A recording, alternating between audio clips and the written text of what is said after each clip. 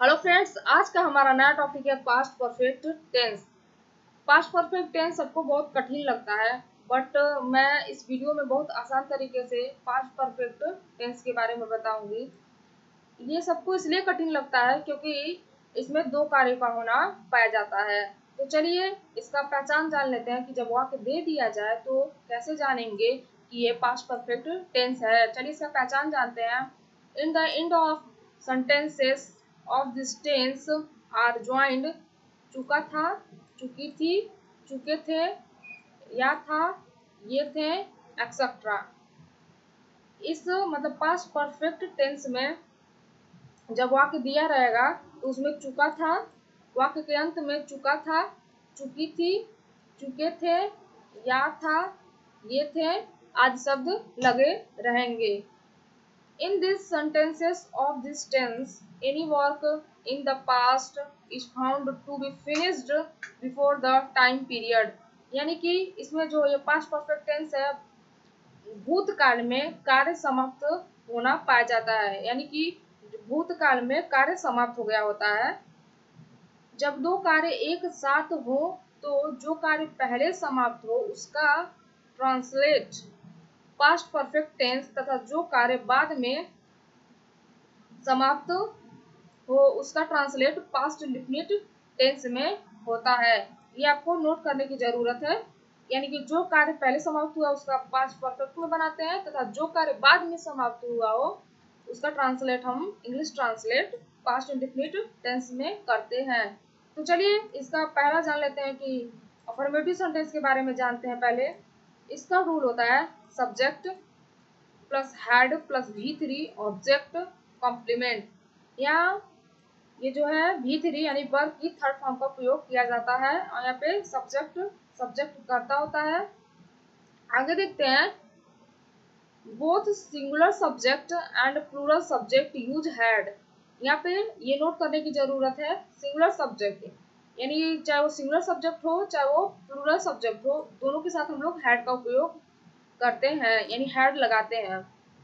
यहाँ singular subject में ही see it and कोई नाम दे दिया होता है तो उसे सिंगुलर सब्जेक्ट हो गया। एंड प्लूरल सब्जेक्ट जो एक से अधिक वस्तु जैसे दे, वी एंड यू के साथ हम लोग प्लूरल सब्जेक्ट उसको मानते हैं, तो इसके साथ हम लोग हैड का उपयोग करते हैं। यानी सिंगुलर सब्जेक्ट हो या चाहे प्लूरल सब्जेक्ट हो, दोनों के साथ हम लोग हैड का उपयोग करते हैं।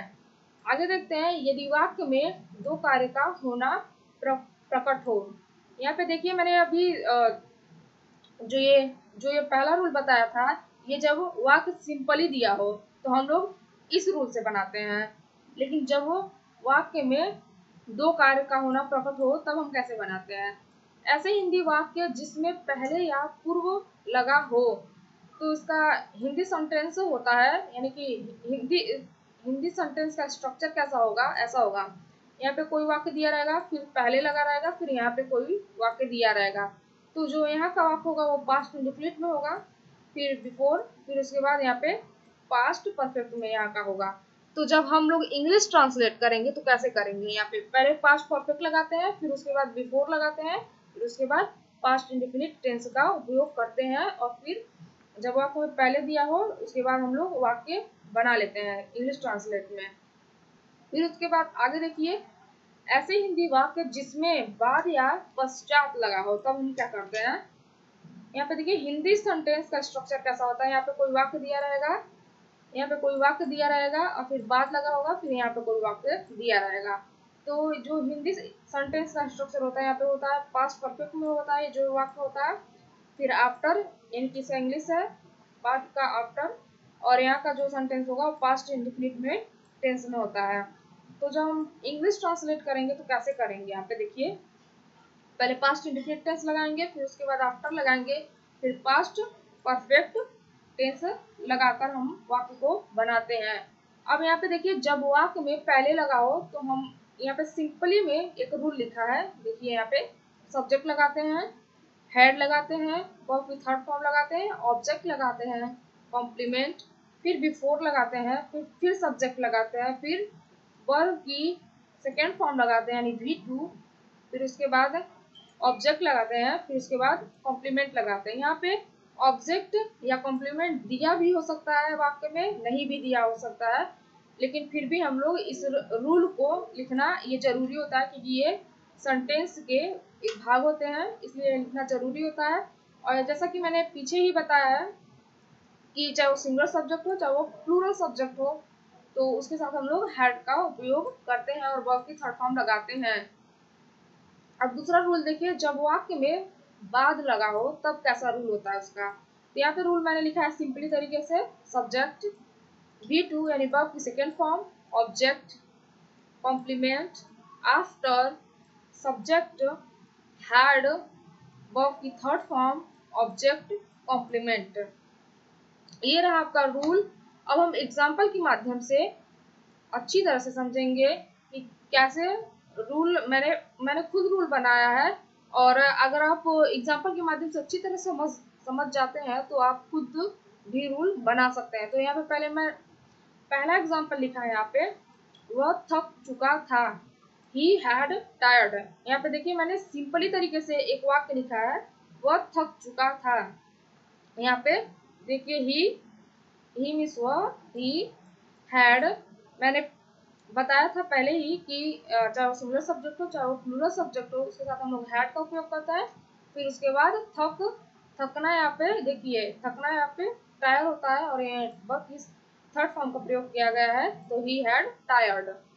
दूसरा है आपका, सूर्य उदय हो चुका था, द सन हैड राइजन।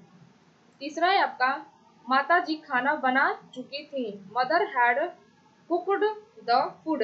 यहाँ पे ऐसे भी आप बना सकते हैं, मदर हैड कुकड। यहाँ पे कुकड मीन्स खाना पकाना भी होता है। चौथा आपका सेंटेंस है, मैं अपनी सभी आवश्यक पुस्तकों को खरीद चुका था, I had bought my all necessary books. ये थे आपके कुछ सिंपल सेंटेंसेस। 4 मैंने यहाँ पे सिंपल सेंटेंसेस को बनाया है। अब पांचवा है आपका, वर्षा होने से पहले हम लोग घर पहुंच चुके थे। तो जैसा कि मैंने पिछले बार भी बताया था कि जब वाक्य में पहले आया तो हम किस रूल से बनाते हैं, पहले हम पास्ट परफेक्ट लगाते हैं, फिर उसके बाद हम पास्ट इंडेफिनिट में बनाते हैं। तो यहाँ पे देखिए यहाँ पे वर्षा होने से पहले यहाँ पे एक वाक्य है, हम घर पहुंच चुके थे, आपका दूसरा वाक्य है, यानी कि इसमें दो कार्य एक साथ हो रहा है और पहले से ये जुट गया दोनों। तो कैसे बनाएंगे, we had reached home before it rained. यहाँ पे देखिए पास्ट परफेक्ट में मैंने बनाया है, फिर उसके बाद बिफोर, फिर उसके बाद पास्ट इंडेफिनिट टेंस में बना देते हैं।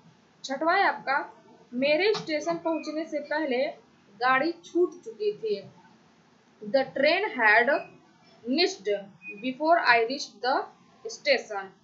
सातवां है आपका, सोने से पहले वह अपनी किताब पढ़ चुकी थी, she had read her book before she slept. यहाँ पे देखिए ये जो वह है दोनों एक ही सब्जेक्ट है, क्योंकि वो सोने से पहले यानी वह सोने से पहले वह अपनी किताब पढ़ चुकी थी, यानी एक ही कर्ता अपना काम कर रहा है, तो एक ही जैसे होगा यहाँ पे, एक ही सब्जेक्ट होगा, she had read her book before she slept.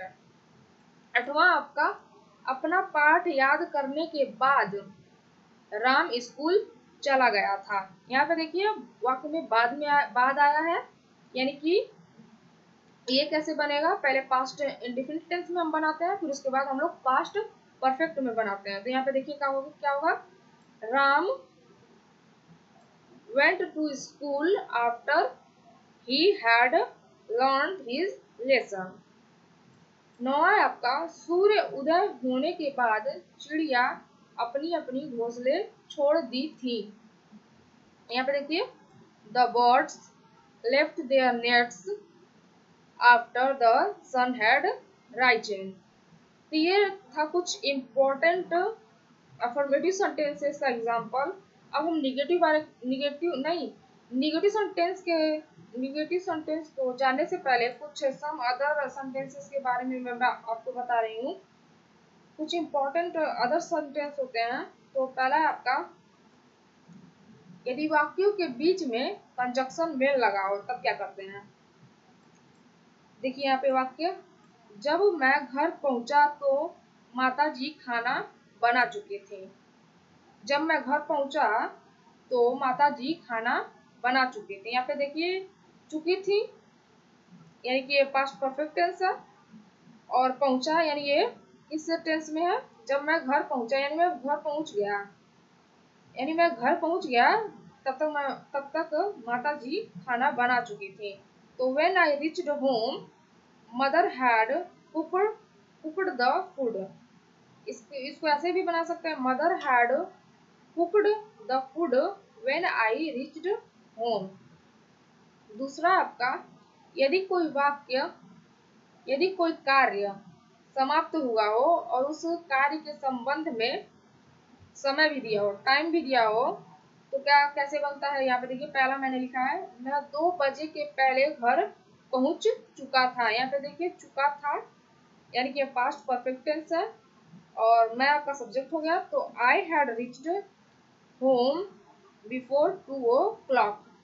दूसरा आपका, सूर्यास्त के पहले किसान घर लौट चुका था। The farmer had returned home before the sunset. यहाँ पे देखिए तीसरा, 18 वर्ष की अवस्था में वह नौकरी पा चुका था। By the age of 18 he had got service. यहाँ पे देखिए इसमें आपका टाइम भी लगा हुआ है, तो इसलिए आपका ये आपका पास्ट परफेक्ट टेंस हुआ। तो ये तो कुछ स्पेशल सेंटेंस होते हैं, तो मैंने आपको बता दिया। अब दूसरा है आपका निगेटिव सेंटेंसेस। निगेटिव सेंटेंसेस बहुत आसान होता है, तो चलिए जान लेते हैं इसके बारे में। पहला इसका रूल होता है, सब्जेक्ट हैड, नॉट या नेवर, ऑब्जेक्ट, कॉम्प्लीमेंट। सब्जेक्ट चाहे वो प्लूरल सब्जेक्ट हो चाहे वो सिंगल सब्जेक्ट हो, दोनों के साथ हैड लगता है। फिर हैड के बाद हम नॉट या नेवर लगाते हैं, फिर ऑब्जेक्ट लगाते हैं, फिर उसके बाद कॉम्प्लीमेंट लगाते हैं।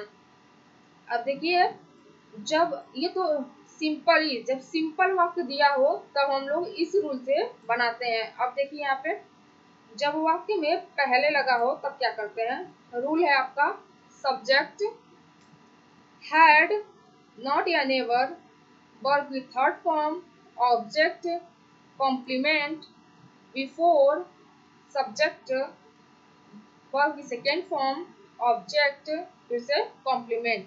जब वाक्य में पहले लगा हो तो हम लोग इस रूल से बनाते हैं। अब दूसरा है आपका, जब वाक्य में बाद लगा हो तब हम लोग इस रूल से बनाते हैं। देखिए यहाँ पे ध्यान से देखिए, सब्जेक्ट डिड, नॉट या नेवर, वर्ब की फर्स्ट फॉर्म लगाते हैं, ऑब्जेक्ट लगाते हैं, कॉम्प्लीमेंट लगाते हैं आफ्टर, फिर सब्जेक्ट, फिर हैड, वर्ब की थर्ड फॉर्म, ऑब्जेक्ट, कॉम्प्लीमेंट। यहाँ ये मतलब कंफ्यूज होने की जरूरत नहीं है कि यहाँ पे आप हैड लगा, फिर यहाँ पे नॉट या नेवर लगाया, फिर यहाँ पे भी तो हैड मतलब नॉट या नेवर लगना चाहिए था। तो यहाँ पे इसमें जो जब वाक्य दिया जाता है, यहाँ पे देखिए एग्जाम्पल के माध्यम से अच्छी तरह से हम समझा सकते हैं इसको। पहला आपका, मैंने यह घर पहले नहीं देखा था। यहाँ पे देखिए मैंने यह घर पहले नहीं देखा था, ये सिंपली आपका सिंपल सेंटेंस है। तो यहाँ पे I had not seen this house before. और दूसरा है आपका, डॉक्टर के आने से पहले मरीज नहीं मरा था। यहाँ पे देखिए डॉक्टर के आने से पहले, यहाँ पे जैसा कि मैंने बताया था कि जब यहाँ पे देखिए जो यहाँ है ये मरीज नहीं मरा था, यहाँ पे एक ही सेंटेंस में निगेटिव वर्ड आया है, दूसरे ये इस वाले सेंटेंस में नहीं आया है। इसलिए जब पहले लगा हो तो हम लोग पास्ट परफेक्ट पहले लगाते हैं और पास्ट इंडेफिनिट बाद में लगाते हैं। तो इसीलिए यहाँ पे हैड के बाद हम लोग नॉट का प्रयोग करेंगे। तो the patient had not died before the doctor केम। तीसरा है आपका, पुलिस के आने से पूर्व चोर नहीं भाग चुका था।